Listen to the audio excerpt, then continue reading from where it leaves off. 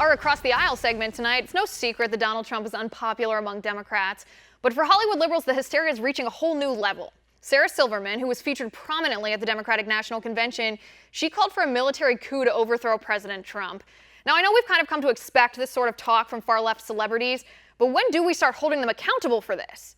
Joining me now, Democratic strategist, senior wealth advisor at Ross Companies, and former staff aide to Robert Kennedy, Jeff Lederer. Jeff, good to see you again. Nice to see you, Liz. Thank you. It's always great to have you here. Jeff, let me ask you about this. Answer your question. Yeah, go right ahead. I mean, I was just going to get right into it, but go for it. Please. Fortunately, our military doesn't take orders from Sarah Silverman. She's a comedian, and she should be judged if she's funny or not, and people can go see her or watch her on TV shows. But the problem is really that the U.S. military is commanded by the President of the United States.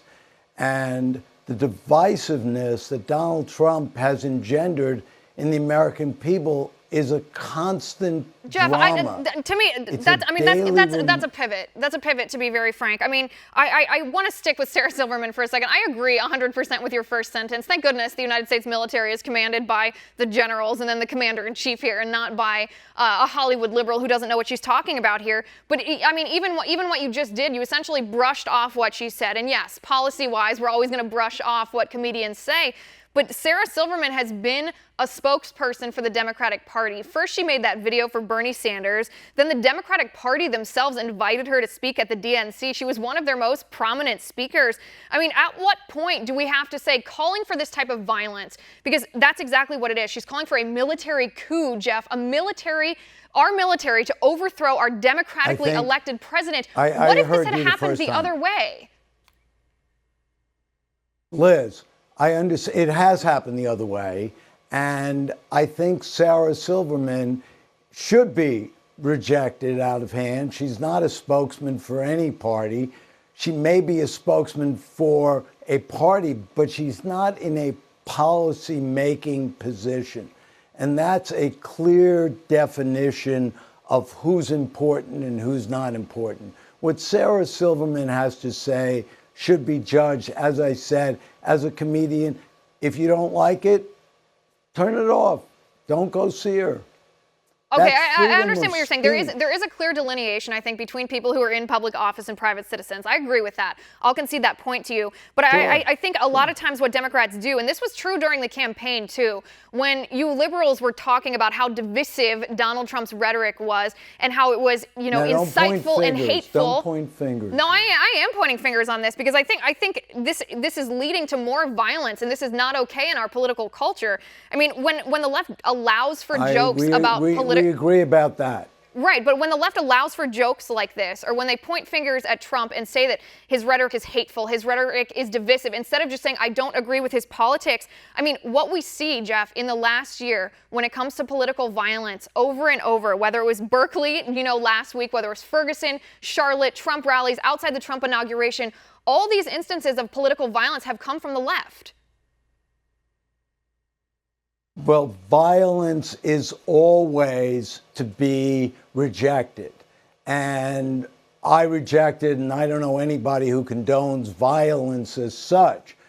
But the disruptive policies of the Trump administration have caused reactions that no one can be held liable for. That's justifying it. You just said, I don't condone it, but his actions have caused. So you're saying his actions caused the violence? No, Liz, if Donald Trump stops his policies, the policies don't incite any reaction.